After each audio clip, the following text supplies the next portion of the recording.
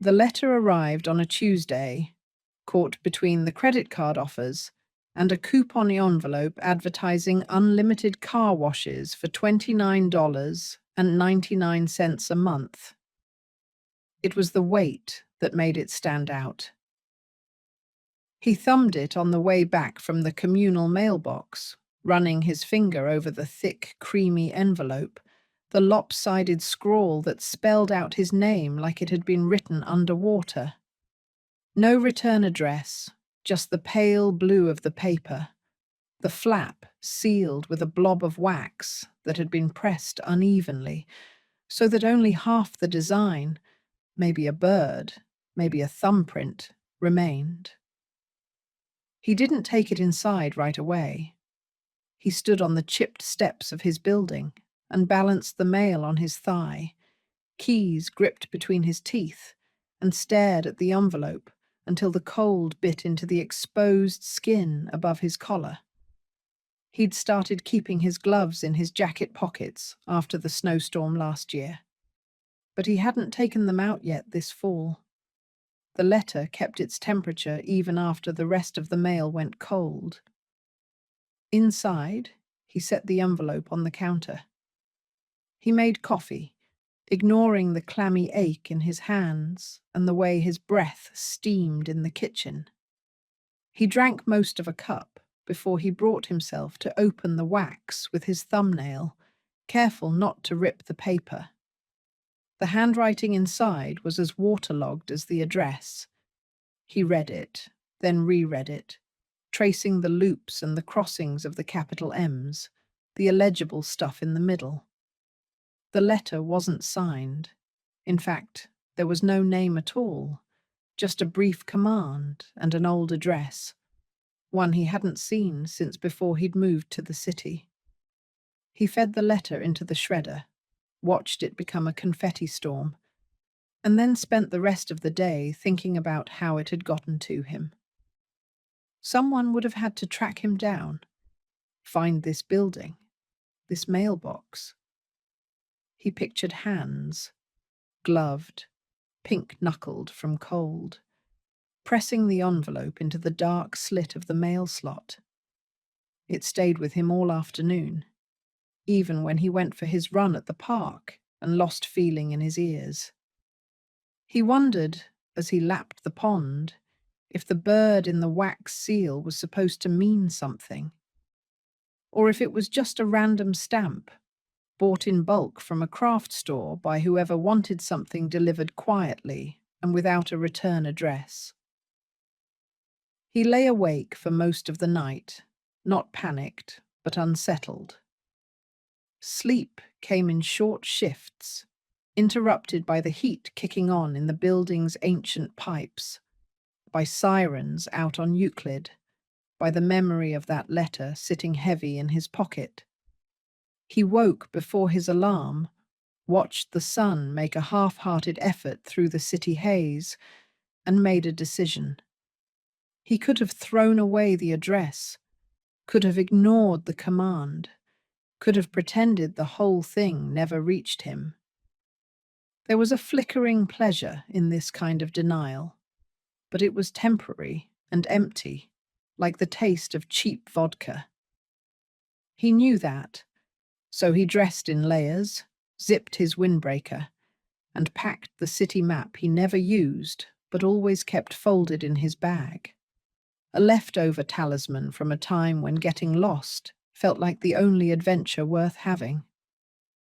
The address was only 5 blocks from here, but it might as well have been in another country. The streets changed their character after every intersection. Sagging row houses in one block, new condos stacked like Lego in the next, a little church with fading graffiti tucked between them. It was early enough that the sidewalks were still mostly empty, only the dog walkers and postal workers out, their shapes hunched against the wind.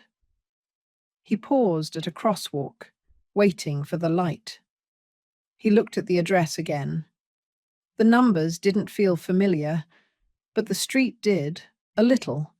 in the way childhood places sometimes hover at the edge of memory, untouchable but persistent.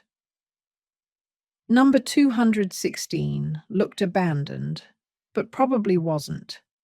He couldn't see through the dark glass of the door, but the stoop was swept clean, and there were the faint outlines of footprints in the frost. He climbed the steps and rang the buzzer, then waited, shifting from foot to foot. After a minute, the door opened, a crack first, then enough for a woman no older than him to poke her head out. She had tired eyes and a mop of brown hair, and she wore a bathrobe even though it had to be barely above freezing. Yeah? She wasn't angry. She just wanted to know why he was there. He held up the city map, the letter, pretended to check both. Sorry, he said. I think I've got the wrong place. She looked at the letter and then at him. You're here for the thing, she said. He didn't move. What thing? She shrugged, opened the door wider, and let him into a narrow vestibule crowded with cardboard boxes. There was a smell, cardboard and old dust, but also a spiky chemical note, like something you shouldn't breathe in for too long. You want tea? She said, already heading for the back of the apartment. He followed, careful to step where she did. She set a kettle on the stove, then called over her shoulder. You hear about Ms. Lowe? The name crackled through his head. He hadn't thought of Miss Lowe in 10 years, hadn't said her name out loud since middle school. He wondered why the memory came back so fast. The way she'd always worn the same pair of shoes, the way her hands shook when she wrote on the chalkboard, how everyone whispered about whether she belonged in a school at all. What about her? He said. The woman's back was still to him, her head bent over a mug, hands working some kind of tea bag. She died, the woman said. Last week, in her house. They didn't find her for days.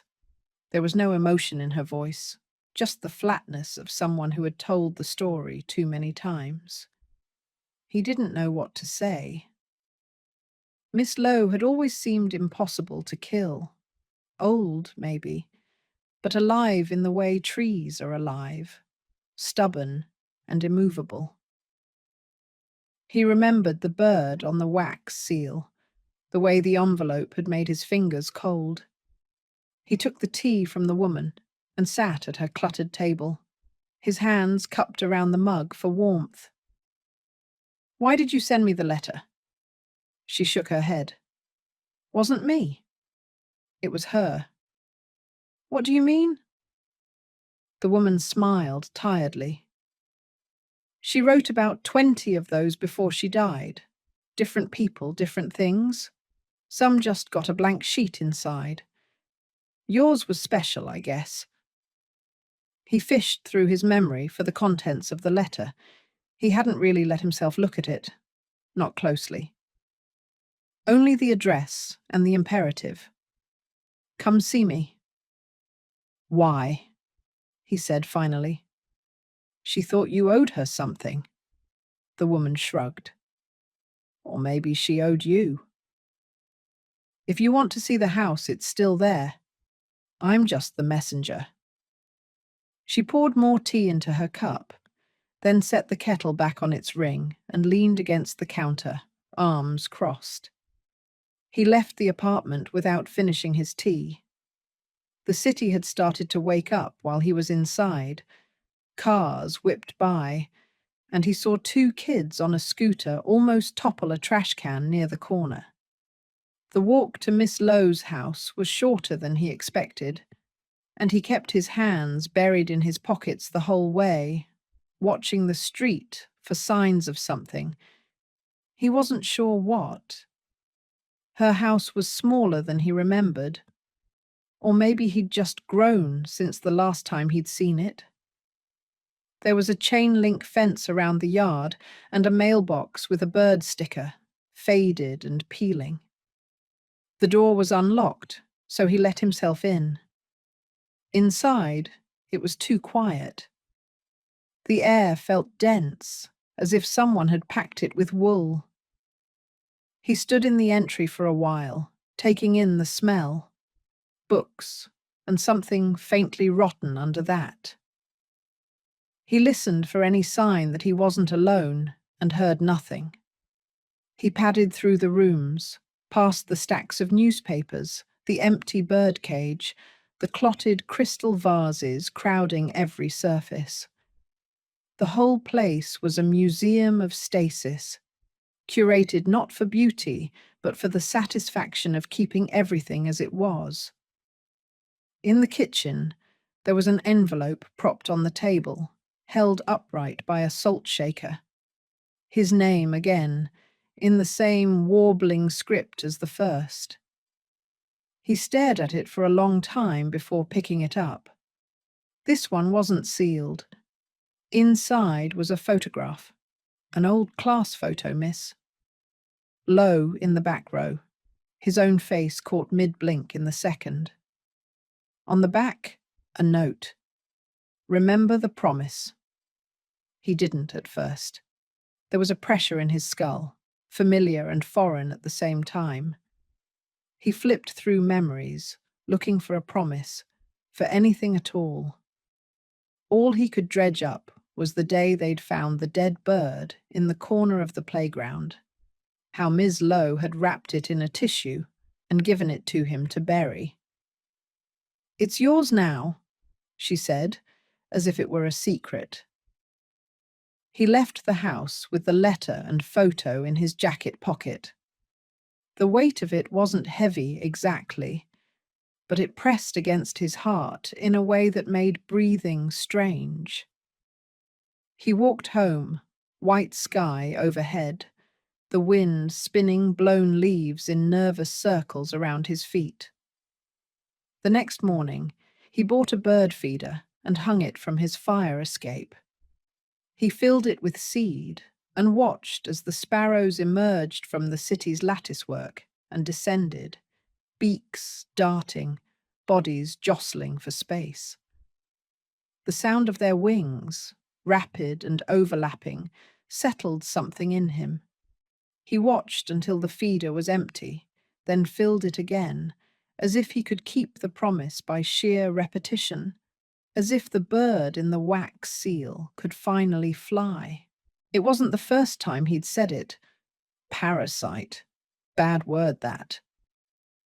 A word you couldn't throw back, not with any satisfaction, because it would just thud hollow against the sink tiles or clatter onto the sticky linoleum, lost in the hum of the coffee pot.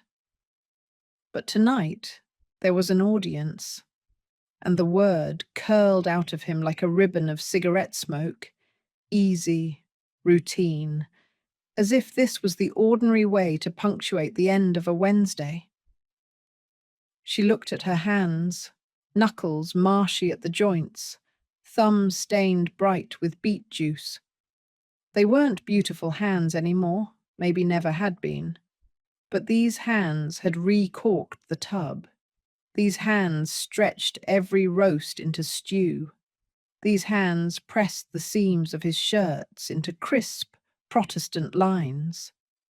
These hands had dialed the ambulance when his father's chest went funny, patted down the panicked dog, signed the loan that kept this house running electric when the city tried to flick them off. Her hands, apparently, now gluttonous little mouths, latching to the labour of the house. Ted, the one with the education, grinned into his cereal, fishing for the little marshmallows. Sarah kept her head down, as always, the subtle click of her manicured nails a constant Morse code of guilt. Neither of them made a move to rescue, not that she wanted rescue. Only last month, Sarah stood with her in the chilly garage, both of them shaking, Sarah's voice barely lit. You know he doesn't mean it, Mum. He says things. She'd nodded, cool as an icicle, though her jaw ached for hours. It was an old ache, the pain of being misunderstood by people you had wiped clean. Parasite. She tasted the word in the back of her throat, metallic and insistent, like a mouthful of pennies. If she was honest with herself, and she was, brutally so, the insult didn't land clean anymore. His voice, even when raised, had worn grooves into her, and the grooves had become comfortable, a pattern. The rest of the words at dinner arrived as a blizzard, landing silently, melting on contact. She let it slide as expected, but that night moved differently in her memory, as if time had grown more interested in her. She washed the dishes, the scouring pad bright and brutish beneath her hand, and listened to the old ping-ping of the radiator. The house was too warm.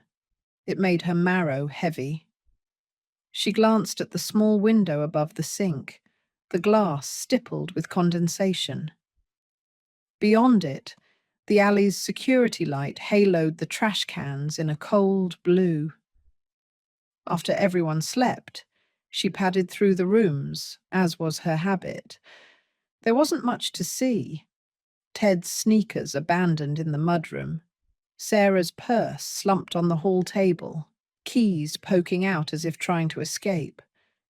In the den, the computer monitor glowed faintly, catching her reflection, swollen around the eyes, mouth thin. She pressed the power button and the screen blinked black, leaving only the faint hum of the hard drive spinning down like a secret being told to no one.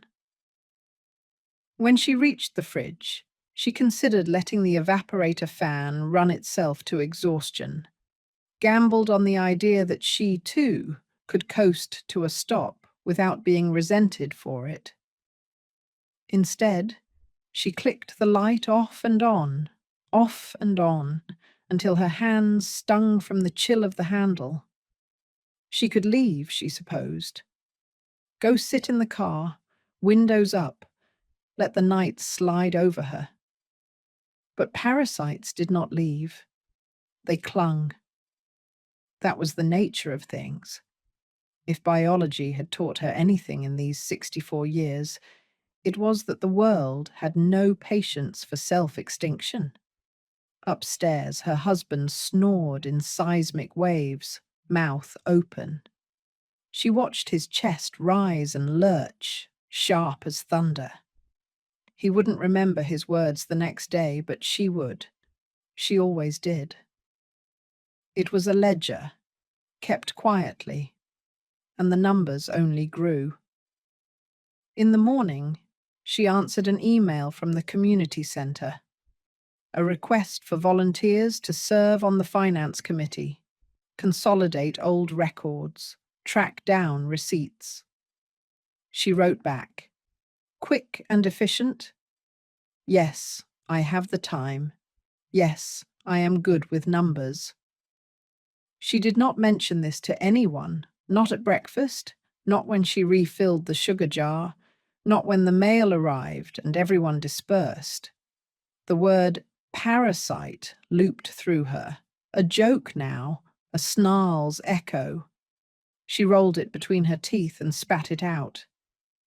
Not for them to hear, but just for herself, a small sound in the empty kitchen. For lunch, she made lentil soup from memory, celery sweating in the pot, carrot discs bright and round. She had enough left to fill containers for the week. She labelled them by day and lined them up in the fridge, a neat row of offerings. She did not need thanks, not anymore. She thought of the committee meeting, of the folding chairs and rickety tables, the pleasant click of calculators, the careful work of adding and subtracting. There would be no applause, only a sense of order restored, a world balanced. That would be enough. She went to the kitchen. In the silence there, the refrigerator provided a nameless hum, like another old woman left running in the background, unseen, necessary but rarely loved. The children in the living room set up the game board in overjoyed negotiation. Above them, Louis grumbled from the bathroom, trailing a stream of complaints to nobody in particular. She set a pot of water to boil, then realized her hands were gluey with the residue from the garbage bag. She washed them, and as she watched the work of her own hands under the tap, she found that her breathing had gone shallow, and had been for some time. She'd heard the word parasite before. As a nurse, sponge-bathing strangers, she'd heard it in the thick-blooded language of infection. In the old house in Yerevan, she heard it from the neighbor woman whose son brought home a girl with a sharp hunger for cigarettes and phone cards, but not for her own mother. Parasite. Some slurs, they came with the baggage of science, decisive and unsentimental. She let the cold water run over her fingers until sensation sharpened, and then she dried herself, and she went to supervise the pasta. When she came back to the living room, Rachel was rolling the dice. Little Lucia, splaying her knees in imitation of her mother, eyed the tokens with the open calculation of a future card shark. She herself had never learned the rules of this game, but she took her seat as referee, dispensing jelly beans as currency and enforcing no tears with a dry, gentle authority. She set about her work, and in this she found some oxygen returning to her body. It was always this way. Keep the small hands occupied. Keep small mouths closed with sweetness. She understood the arithmetic of family. So many calories in, so many difficulties withheld, so much time borrowed from her own uncertain stockpile. In the eyes of others, the work should have ended with the house in Port Credit paid off, or with Lewis's last recurrence, or with Rachel finally married to a man without visible debts. But in her body, she knew it was endless, the flavor of immortality, the knowledge of what would happen if she stopped. After dinner, she left the dishes to soak and went out to the garden. The grass was humid and already invaded by the first dusk mosquitoes, but she sat on the porch anyway, on the resin-woven chair she had rescued from the curb 4 autumns ago. She watched the traffic beyond the hedge, the stunted current of minivans pulsing in and out of the cul-de-sac. She listened for the answers inside herself. It was not that she wished for an apology. Apologies were emotional debts, and she'd long since given up on collecting those, even from herself. No, she only wished for her contribution to be a little less invisible, a little less tidied away. Once, before her mother's decline, she'd been given a medal at the hospital for her years of service. A bit of cheap tin, she'd thought, but she wore it to breakfast the next day, and the hospital director made a speech, and her daughter brought carnations, and for a single hour it had seemed as if her life were a thing built to last. Back inside, she heard the rhythm of the dishwasher, the rumble of a man's snore from the far side of the house. In the kitchen, someone had left her a cup of tea, milked and sufficiently sweet. The rubbish bin, rebuked and emptied, glinted in the shadows. She touched the edge of it with her foot, a tiny reminder to herself that it was, in fact, no longer overflowing. Upstairs in her room, she found her needlework where she had left it, clamped to the cheap wooden frame. She took her seat and threaded her needle with the day's last patience. The lamp beside her had to be coaxed to life with force and a stern angle. She settled her glasses onto her nose and found her place in the tapestry. A field of red clover, a goldfinch in impossible flight. She thought, tomorrow she would show Lucia the stitches, perhaps begin a covert transmission of knowledge. Perhaps she would even write to her cousin in Yerevan, put words to paper, not expecting reply, but sending them anyway, as an old parasite might send her spores into the wind, seeking root. That night, the house had the hush of a finished argument. Someone had folded her laundry and left it outside her door. A tiny, wrinkled note was affixed to the top shirt. "Thank you, Nana. I love you." In a different hand, another note, ink barely legible. "Sorry." She smiled at this. Parasites, yes, but only the most vital kind, the ones that cannot be killed, the ones that keep finding ways to nourish the body they inhabit. She folded the notes into the breast pocket of her nightgown, a small, unsanitary secret, and switched off the lamp. If this resonates with you, tap like, subscribe for more grandma revenge stories, and tell me in the comments which moment of the journey made your heart stronger.